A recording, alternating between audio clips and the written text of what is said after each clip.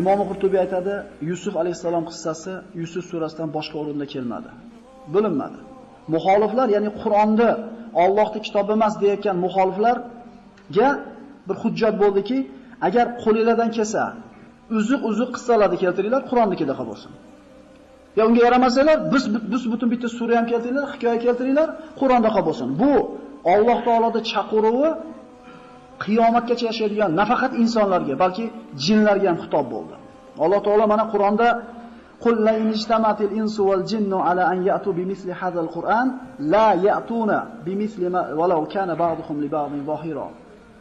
Ayting, agar insonlar ham jinlar ham jamlansa, mana shu Qur'onga o'xshagan narsani birga keltiramiz deb, bir-birimizga yordam berib turib Qur'onga o'xshagan narsani keltiramiz desa ham, aytingki, ular hech qachon bu narsaga qodir bo'lmaydi. Bu chaqiruv, bu o'zi qiyomatgacha turadi. 10 ta sura degan Alloh. Yaramaganda bitta sura degan. Bitta oyatga ham keltira olmaydi insonlar. Chunki bu Robbil Azza va Jalla kalimalari hisoblanadi. Xo'p, qissani boshlaymiz endi. Qissani boshidan boshlaymiz. Eng go'zal qissani boshlaymiz. Alloh taolo boshlagandek boshlaymiz. Astagfiru billah. Alif lam ra tilka ayatul kitabil mubin. Inna anzalnahu Qur'anan arabiyyan la'allakum ta'qilun. Nahnu naqussu alayka ahsanal qasas. Alif lam ra bu ochiq kitobning oyatlaridir. Albatta biz Qur'onni ochiq arab tilida tushirdik, shoyat aql yurgizishliklar uchun. Qur'onda arab tilida nozil bo'lganligi haqida 7 ta oyat keladi.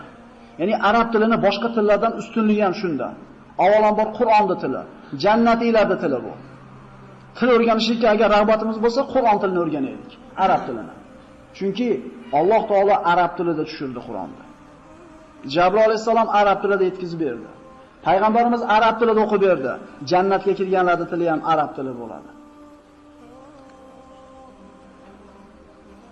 Biz sizga bu qissalarning ichidan eng go'zalini so'zlab beramiz. Qissa degan so'z, qasos degani bir xabarning orqasidan boshqa xabarni kelishligi. Mana Musa alayhisalomda onasi ana shu sevatga solib suvga oqizib yuborgan paytda vaqolat li ukhtihi qussi deydi. Onasi qiziga aytadi, ya'ni kuzatib borgin deydi. Orqasidan borib qarab ketgin deydi. Ya'ni bitta xabarning orqasidan ikkinchi xabarni kelishi qissa deydi. Nahnu naqussu alayka ahsanal qasasi bima awhayna ilayka hadzal Qur'an va in kunta min qablihi laminal ghafilin. Biz sizga qissalarning eng go'zalini so'zlab beramiz. Mana shu Qur'onda vaholanki siz bu narsalardan g'ofil edingiz. G'ofil degan sifat mana shu qissadan bexabar edingiz deyapti Alloh taolo. Allohning zikridan g'ofil emas bu yerda. Siz mana shu qissadan g'ofil edingiz. إذ قال يوسف لأبيه يا أبتي إني رأيت 11 كوكبا والشمس والقمر رأيتهم لي ساجدين. Vaqtiki Yusuf otasiga aytdi, "Ey otajon, men 11 ta yulduz, oy va quyoshni menga sajda qilayotganini tushimda ko'rdim."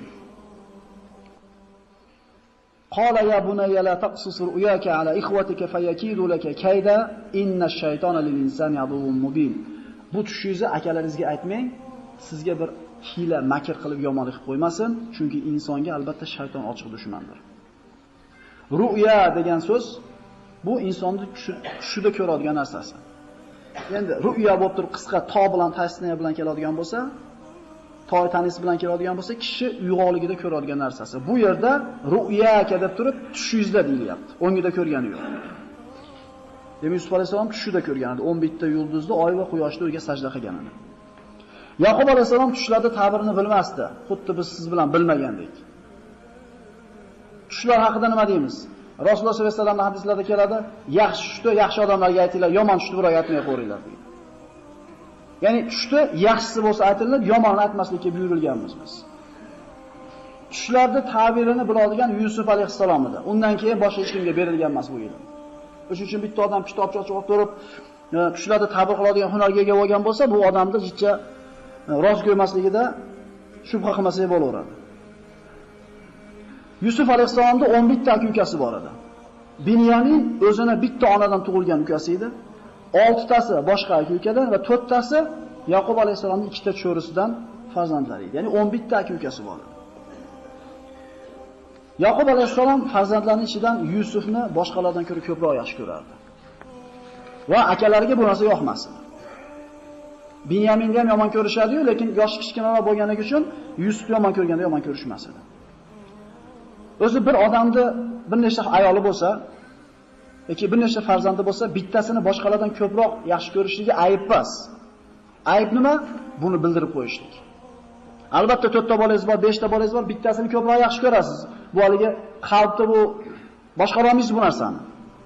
Bittani ko'proq yaxshi ko'rishingiz haq, lekin buni bildirmaslik kerakki, to boshqa farzandlar o'rtasida bir-biriga nisbatan adovat degan hisni uyg'otib qo'ymasin. Lekin Yaqub alayhisalom bu narsani oshkor qilar edi. Ya'ni bir soat ham yonidan ketishligini xohlamasdi Yusuf alayhisalom. Va kazalika yajtabika robbuka va yuallimuka min ta'vilil ahadith. Yaqub alayhisalom ana shu tushli ta'birni aytib davom etkazadiki, Alloh sizni dedi, tanlab olar ekan dedi. Akalaringiz ichidan, butun yer yuzida yashayotgan hozirgi davrdagi odamlarni hammasini ichidan tanlab oladi, sizga tushlar ta'birini o'rgatadi. Va otalaringiz Ibrohim, Ishoqqa bergan ne'matini, otangizga bergan payg'ambarlik ne'matini sizga to'liq qilib beradi. Ya'ni tushlarda ta'birni o'rgatadi.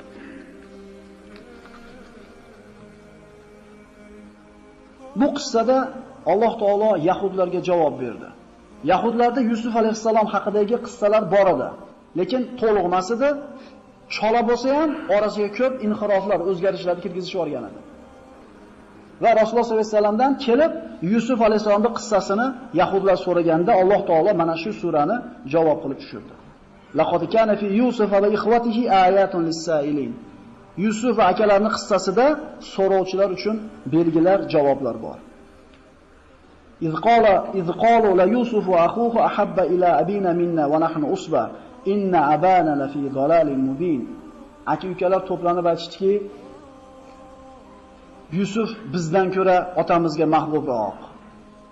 Vaholanki biz usbamiz. Usba 10 tadan oshiroq jamoat arab tilida usba deyiladi. Va otamiz ochiq zalolatda dedi.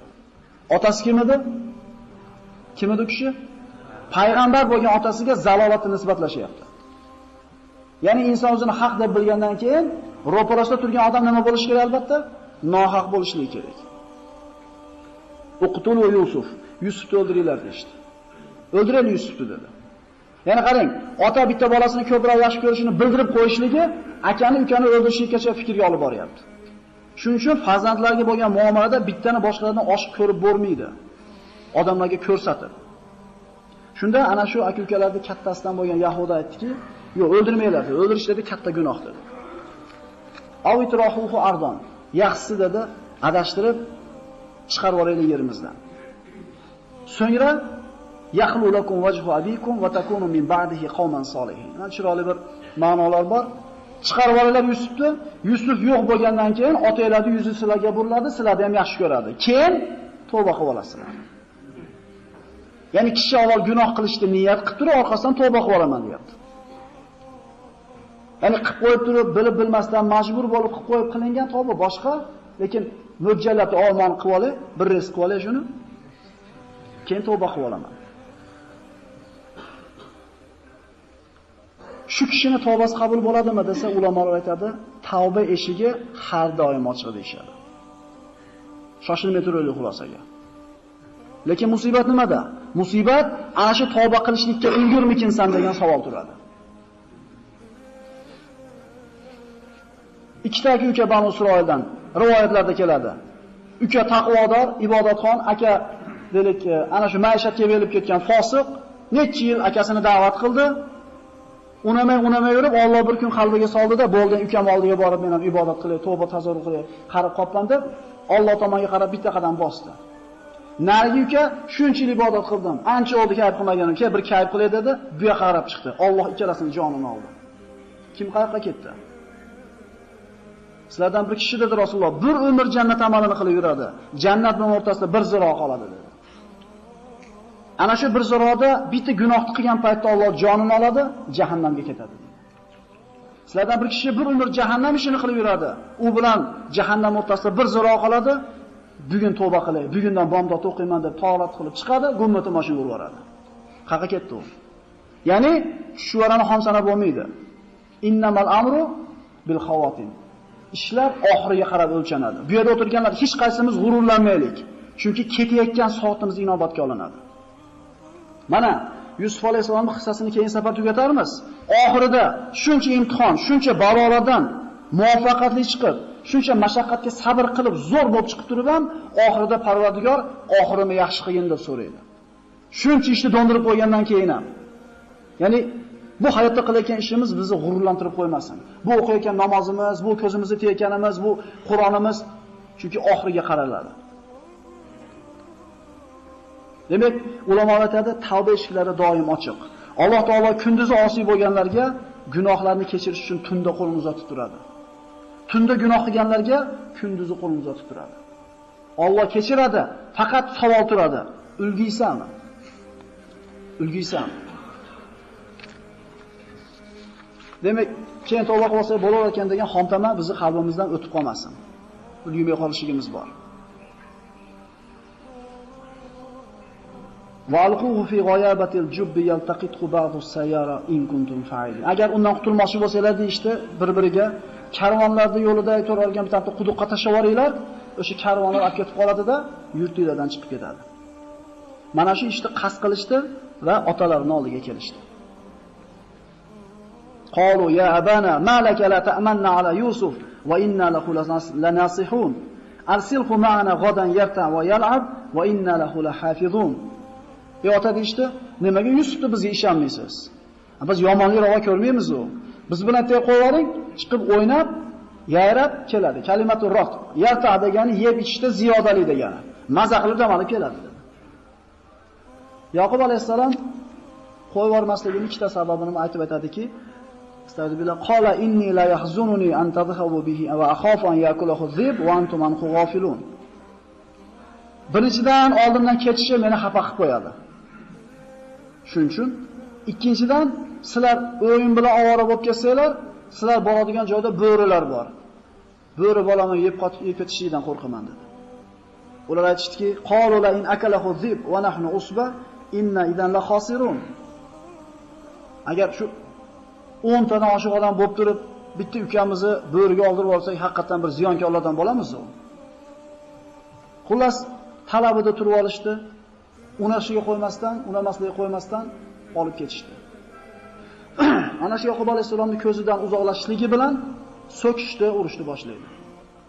Chunki unga bo'lgan nafrat, adovat qattiq edi. O'ldirishni niyat qilishuvdi. Uni oldida so'kish yoki urishlik hech narsa emas.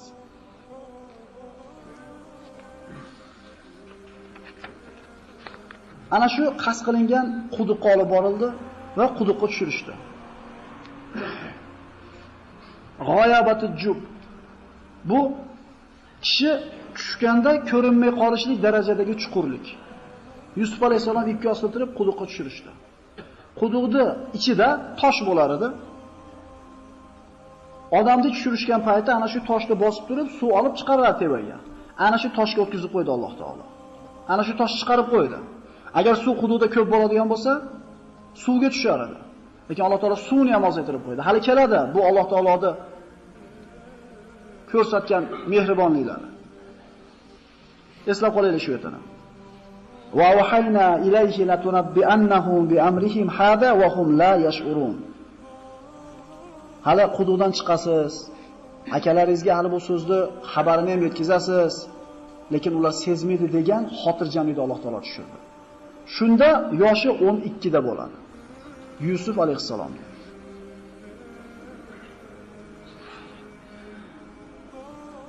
وجاءوا أباهم عشاء يبكون قالوا يا أبانا إنا ذهبنا نستبق وتركنا يوسف عند متاعنا فأكله الذئب وما أنت بمؤمن لنا ولو كنا صادقين. سبحان الله. Gapirayotgan gapidan o'zi yolg'onchiligini aytib turishibdi. Xufton mahalda kech bo'lganda yig'lab kelishdi otasining oldiga. Yig'i bilan hech narsa hal qilinmaydi, mutahamlik bilan. Tarixda eng odil qozilardan bo'lgan Shurayhni oldida bir ayol bilan bir erkak kishi bir masalani kelisha olmay kelishadi qozining oldiga. Shunda ayol qattiq yig'laydi. Qattiq yig'lagan paytda ana shu joyda turgan Amosh aytadiki, "Ey qozi" deydi, "Bu yerda deydi, mana ayol kishi haqqa o'xshaydi" deydi. Qarang qanaqa kuyib-pishib yig'layapti deydi. Desa, Shuroy aytadiki, Yusufning akalari ham otasini oldiga kelgan paytda yig'lab kelishgan edi. Yig'i bilan hukm qilinmasin, adolat bilan hukm qilinsin. Agar yig'i bilan, mutahamlik bilan hal bo'lib ketadigan bo'lsa, haligi usta odamlar, san'atkor odamlar, haq bo'lib ketaveradi. Rasululloh sollallohu alayhi vasallam aytganlar, ikkita odam muammo bilan kelsanglar, biringlar ikkinchilardan so'zga usta bo'lsanglar, narigi odam haq bo'lib turib, bu chiroyli bayon qilganligi uchun men insonman men ham. Bunga hukm qilib bermay, Allohdan qo'rqinglar, haqni gapiringlar degan. Demak, hukm bu qo'shningizni, bu da narigi mahalla deydi. Bu qo'shni talab olinmaydi. Ota deyishdi, biz bir-birimiz bilan yugurib musobaqa o'ynab ketib qolibmiz. Yusufni o'zi matolarimizni oldida qoldiribmiz, bo'ri yeb ketibdi. Endi biz rost gapirsak ham ishonmaysizlar bizga deyishyapti. So'zga qaranglar. "Va ma anta bi mu'minin lana va law kunna sodiq." Rost gapirsak ham ishonmaysizlar baribir deyishyapti. Ya'ni nima degani bu? Biz hozir yolg'on gapiryapmiz degani.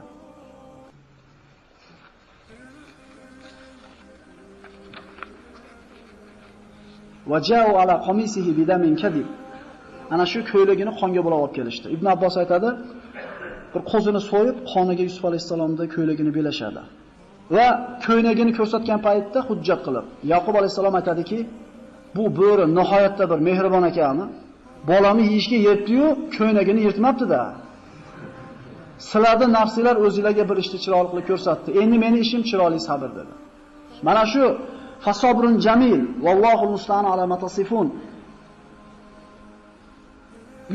Yaqub alayhisolamning shu gapi boshiga musibat yetgan odam uchun dars bo'lish kerak.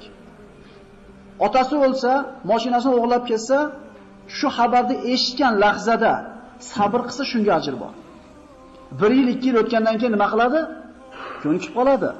Musibat bo'lganligi, bolasi yo'qolganligini eshitishi bilan fasobrun jamil. Endi men ishim chiroyli sabr qilish dedi.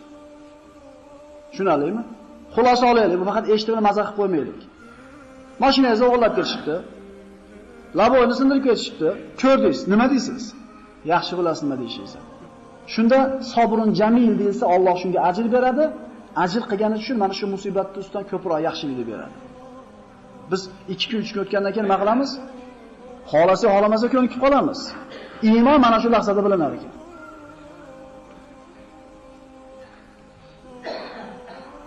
وجاءت سيارة فارسلوا واردهم فأتلى دلوى قال يا بشرى هذا غلام وأسروه بضاعة والله عليم بما يصنعون.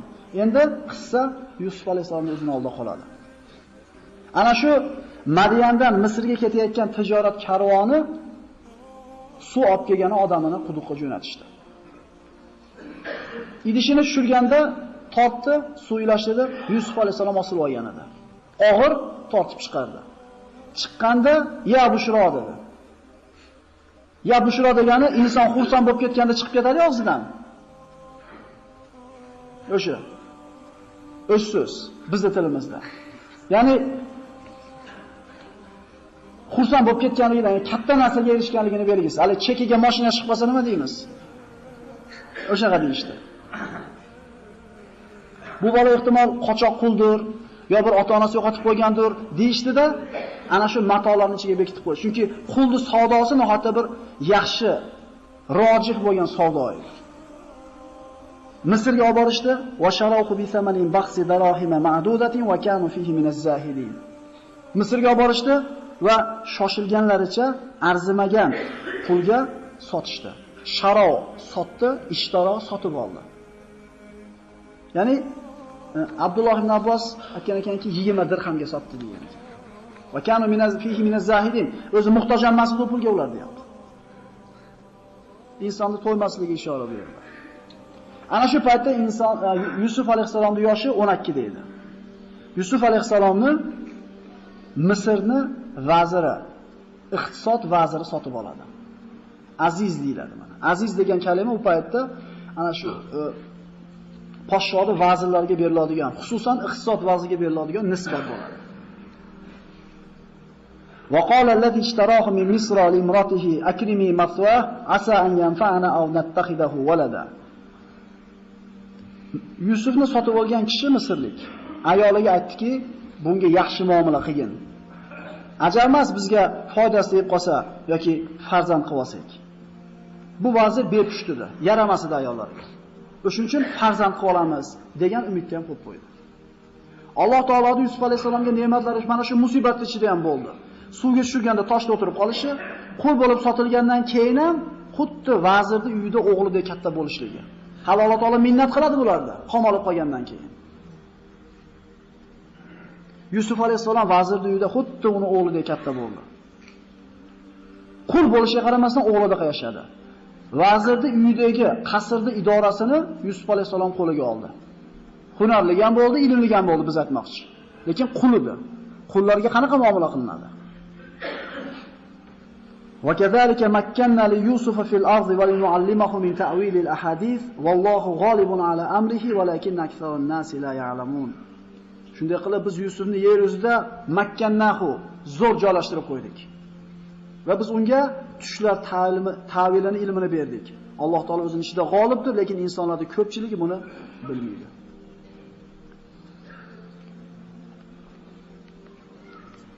Havo issiqligiga mana yarim soatdan o'tib qoldi. Sal qimillab olsak qon aylanadi akalar. Sollallohu alayhi rasulillah. Allohumma solli ala sayyidina Muhammad.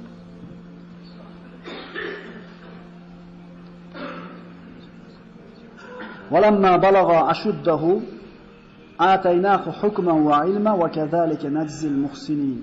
U balog'at yoshiga yetgandan keyin biz unga hikmatni va ilmni ato etdik. Muhsin bo'lgan bandalarimizni mana shunday mukofotlaymiz. Bu qissa oshcha yaxshida o'shuning uchun uyqusirashligilarni xohlamayapman. Bu birorta bir jumlasini, birorta bir so'zini o'tkazib olishlikka, o'tkazib olishlik xato bo'ladi. Yusuf alayhisalom shirkdan, inxirofdan, zalolatdan, osiylikdan uzoqlikda, poklikda yashadi. Poklikda ulg'aydi. Alloh taolo Yusuf alayhisalomga ilm, hikmatni ato etdi. O'zini zamonasidagi kishilar ichida eng olimi, eng bilimdoni bo'ldi. Alloh taolo Yusuf alayhisalomni ana shu zino fitnasi bugunga qadar qanaqa sifatlar bilan sifatladi? Eshitib turaylik. G'ulamun alim, bilimdon yigit. G'ulamun halim, halim yigit. Ataynahu hukman va ilma. Ilm va hikmatni ato etdik. Minal muhsinin, yaxshilardan edi. Shunaqa sifatlarga ega bo'lgan yigit zinoga rag'bat qilishiga mumkinligi aqli bor odamga to'g'ri kelmasligi kerak. Ya'ni Yusuf alayhisalom o'zi ham xoladi, unga qarab qo'lini cho'zib tashab qoluvdi, ina mo'jizani ko'rib qaytib bordi degan ba'zi noto'g'ri rivoyatlar ham yo'qmas ekan kitoblarda. Lekin payg'ambarlarning sha'nida gapirayotganimizda tilimizga ehtiyot bo'lishimiz kerak. Kim edi endi u ham bitta odam edi deyotganda tilimizni tishlaylik. Chunki bu minglagan, millionlagan ehtimol hisobsiz bo'lgan bandalarni Alloh taolo tanlab olgan bandalari. Ular haqida gapirgani ehtiyot bo'laylik. Al ulama va warasatul anbiya degan Rasululloh. Olimlar haqida gapirgani ham tilimizga ehtiyot qilaylik. Ko'p eshitib qolamiz shu narsani. U palonchi. Olimlar payg'ambarlarning merosxo'rlari deyapti. Ana shu merosxo'rlari bo'lgan olimlar haqida gapirganda ham ozgina hurmat saqlaylik, birodarlar. Warawadat khullati huwa fi baytiha an nafsihi. Yusuf alayhisalom 17 ga kirganda necha yil o'tdi? 5 yil o'tdi. Alloh taolo husniga husn, chiroyga chiroy qo'shdi. Yusuf alayhisalomda go'zal bo'lgani haqida juda ko'p eshitganmiz. Lekin bu go'zalligini biz tasavvurimizga sig'dira olmaymiz. Mana payg'ambarimizdan bir hadislar keladi, olimlarning ta'rifi keladi mana shu hadisga, eshitib turib aql bovar qilmaydi. Rivoyatlarda shunday kelar ekanki, Yusuf alayhisalom 17 ga kirganda bir devorning yonidan yursa, yorug'i, jamolini, nuri devorda akslanardi deyiladi. Shu darajada chiroyli bo'lgan. Lekin nima bo'lganda ham Yusuf alayhisalomda chiroyi hech kimga berilgan emas. Rasululloh sollallohu alayhi vasallam Merojga ko'targanlarida Yusuf alayhisalom bilan uchrashgan ana shu osmonda. Va aytgan Rasululloh laqad utiya shatral jamal berilgan ekan u kishiga dedi. Nima endi u shatral jamal? Mana shu shatral jamalda mufassirlar shuni ta'riflashar ekanki, Alloh taolo go'zallikni chiroyli yaratib ikkiga bo'ldi degan ekan. Yarmini maxluqotlarga tarqatdi. Odamlar, hayvonlar, qushlar, baliqlar, tabiat. yarmini necha milliardga bo'lib tashlanganda qanaqa chiroyli odamlar bor. Qanaqa chiroyli bir hayvonlar, chiroyli bir tabiat manzaralari bor. O'sha chiroyni ko'rganda shahardan tashqariga chiqmayapmizmi sayl qilib? Endi butun maxluqotlarga, qiyomatgacha yashaydigan odamlarga sochib qo'yilgan chiroyni teng yamini o'zi olgan Yusuf qanchalik chiroyli bo'ladi? Subhanalloh. Endi u chiroyni yaratgan Alloh o'zi qanaqa chiroyli ekan. Va fi zalika falyatanafasil mutanafisun. Mana shu narsada musobaqa o'ynaylar, musobaqa qilsanglar deyapti Alloh taolo. Nimada? Allohning diydorini ko'rishlikka bo'lgan musobaqada biringlar ikkinchilardan o'zinglar deyapti. Biz nima qilyapmiz? Biz har qanday narsada musobaqa o'ynaymiz. Kiyimda, pulda bilamiz endi. Lekin mana shu narsada nima qilmaymiz? Musobaqa qilmaymiz. Bitta nuqta.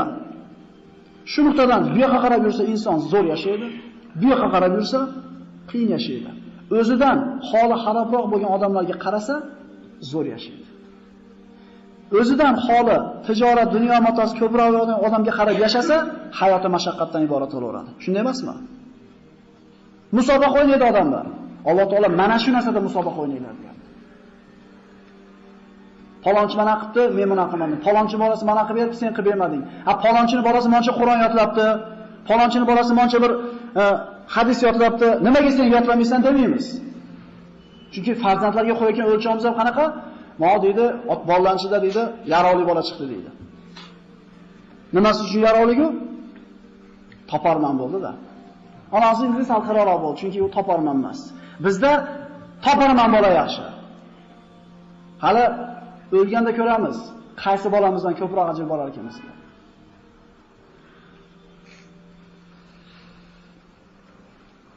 Vazirning ayoli Yusuf alayhisalomdan mana bu go'zalligini oldida tura olmadi. Qiyin bo'lgan u ayolga.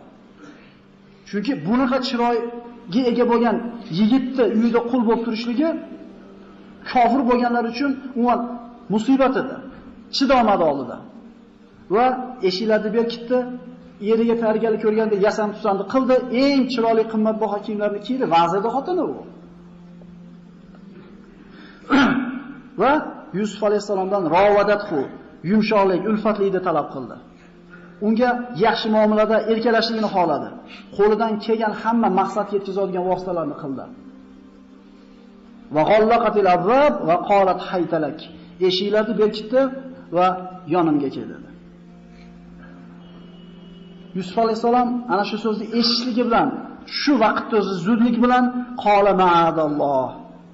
Innahu robbi ahsana masway innahu la yuflihud zolimun. Alloh saqlasin. Axir ona xo'jayinim menga muomalani zo'r qilgan bo'lsa, o'zini o'g'lidek katta qilgan bo'lsa, qanday qilib uni ayoli bilan zino qilaman?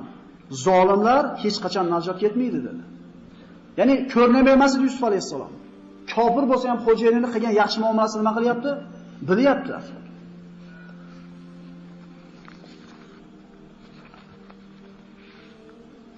Fahsh, zino, zulm insonda albatta halokatga olib boradi. Fahsh ko'paygan joyda, zino ko'paygan joyda o'lim ko'payadi degan rivoyatlar bor. Fahsh, zino faqrlik keltiradi degan joylari bor. Ehtiyot bo'lish kerak musulmon odam bu narsada. Ya'ni Alloh taolo Yusuf alayhisolamga bergan shuncha fazldan u kishi bu ishga avvaladan qarshi bo'ldi. Xo'jayinining yaxshiligini unutmagan edi. Qanday qilib bu narsalar xabardor bo'lgan kishi fahshga qo'l ursin. Va laqad hammat bihi va hamma biha. Mana lug'atdan xabari bo'lgan odamlar ikkala kalima bir xilga o'xshaydi. Hammat bihi unga tashlandi, unga qo'lini uzatdi. Va bu muannas jinsida kelayotgan bo'lsa, hamma biha. Ham kalimasi bir arab tili shunday bir nozik tilki, bitta so'z bir joyda oq ma'nosini bersa, yana bir joyda qora ma'nosini berishi mumkin. U qaysi kalimalarda o'rnida kelishligiga bog'liq. Arab tilining murakkabligi ham shunda. Bitta kalima kelyapti, u ham hamma deyapti, bu ham hamma deyapti. Ham kalimasi qasd qilishlik, niyat qilishlik ma'nosi bor ekan. Va yana bitta hamdi ma'nosi tezda fikr yuritishlik degan ma'nosi. Demak, vazirda xotini qasd qilib qo'lini uzatdi. Yusuf alayhisalom bu narsani fahshlar haqida fikr yurgizdi. Tezligi bilan fikr yurgizdi. Mana shu yerda